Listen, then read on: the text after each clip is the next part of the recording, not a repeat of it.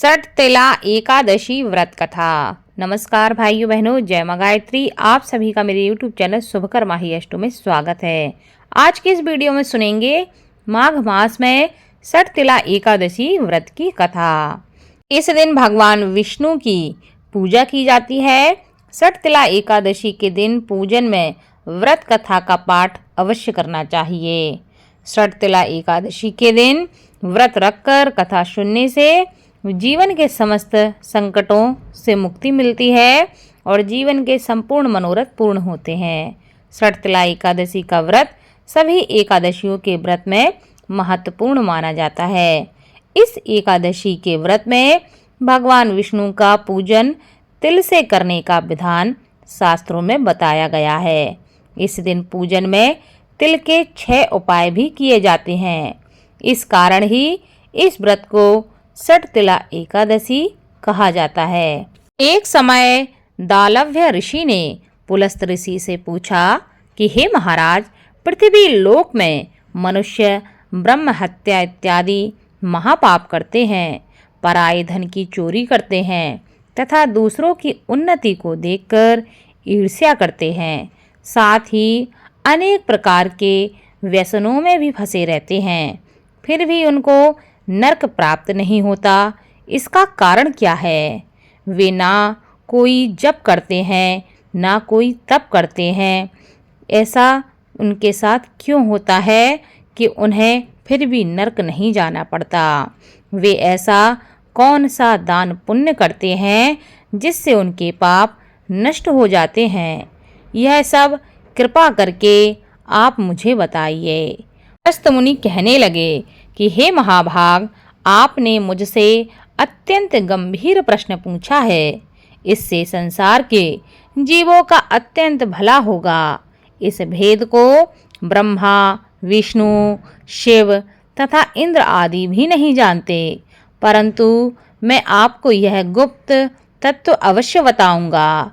उन्होंने कहा कि माघ मास लगते ही मनुष्य को स्नान आदि करके हमेशा शुद्ध रहना चाहिए। इंद्रियों को वश में करके काम, क्रोध, लोभ, मोह, अहंकार, ईर्ष्या तथा द्वेष आदि का त्याग करके भगवान विष्णु का स्मरण करते रहना चाहिए। पुष्य नक्षत्र में गोबर, कपास, तिल मिलाकर उनके कंडे बनाना चाहिए। उन कंडों से 108 बार भगवान विष्णु का हवन करना चाहिए। उस दिन मूल नक्षत्र हो और एकादशी तिथि हो तो अच्छे पुण्य देने वाले नियमों को ग्रहण करना चाहिए। स्नान नित्य क्रिया से निर्वृत्त होकर सब देवताओं के देव श्री भगवान नारायण का पूजन करना चाहिए और एकादशी व्रत धारण करके रात्रि में जागरण अवश्य करना चाहिए। उसके दूसरे दिन धूप, दीप, नैवेद्य आदि से भगवान विष्णु का पूजन करके खिचड़ी का भोग लगाना चाहिए। तत्पश्चात पेठा, नारियल, सीताफल या सुपारी का अर्घ्य देकर स्तुति करनी चाहिए। हे भगवान, आप दीनों को शरण देने वाले हैं। इस संसार सागर में फंसे हुओं का उद्धार करने वाले हैं। हे पुंडरीकाक्ष, हे नारायण, हे गोविंद, हे जगतपते, आप लक्ष्मी जी सहित इस तुच्छ अर्घ को ग्रहण करें। इसके पश्चात जल से भरा हुआ घड़ा ब्राह्मण को दान देना चाहिए तथा ब्राह्मण को श्याम गौ और तिल पात्र देना भी उत्तम माना जाता है। तिल स्नान और भोजन दोनों ही श्रेष्ठ हैं। इस प्रकार जो मनुष्य जितने तिलों का दान करता है उतने ही 1000 वर्ष स्वर्ग में वास करता है। तिल स्नान, तिल से उपटन करना, तिल का हवन करना, तिल से तर्पण करना, तिल का भोजन और तिलों का दान करना, ये तिल के 6 प्रकार हैं। इनके प्रकार के कारण यह सठ तिला एकादशी के नाम से जानी जाती है। इस व्रत के करने से अनेक प्रकार के पाप नष्ट हो जाते हैं। इतना कहकर पुलस्त ऋषि कहने लगे कि अब मैं तुमसे इस एकादशी की कथा कहता हूँ। एक समय नारद जी ने भगवान श्री नारायण से यही प्रश्न किया था और भगवान ने जो सटतिला एकादशी का महात्म्य तो नारद जी से कहा था, वही मैं तुमसे कहता हूँ, सो उसे तुम ध्यान पूर्वक सुनो। प्राचीन काल में मृत्यु लोक में एक ब्राह्मणी रहती थी। वह सदैव व्रत किया करती थी। एक समय वह 1 मास तक व्रत करती रही। इससे उसका शरीर अत्यंत दुर्बल हो गया।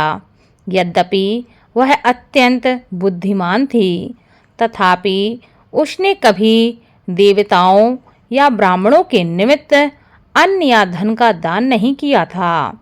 इससे मैंने सोचा कि ब्राह्मणी ने व्रत आदि तो किया है, जिससे उसने अपना शरीर शुद्ध कर लिया है।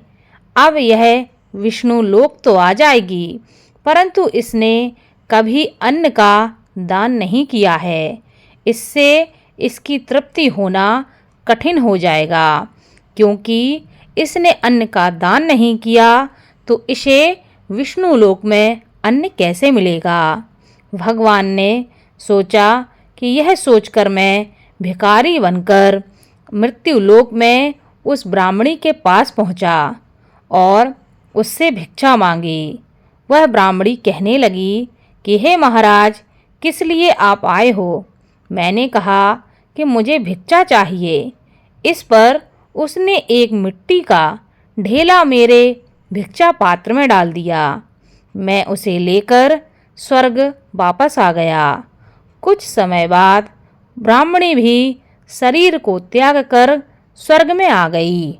उस ब्राह्मणी को मिट्टी का दान करने से स्वर्ग में सुंदर महल मिला, परंतु उसने अपने घर को अन्न आदि सब सामग्रियों से शून्य पाया, क्योंकि उसने कभी भी अन्न का दान नहीं किया था।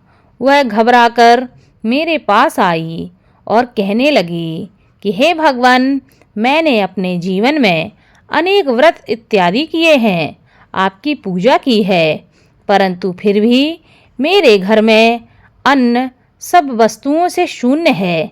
इसका कारण क्या है?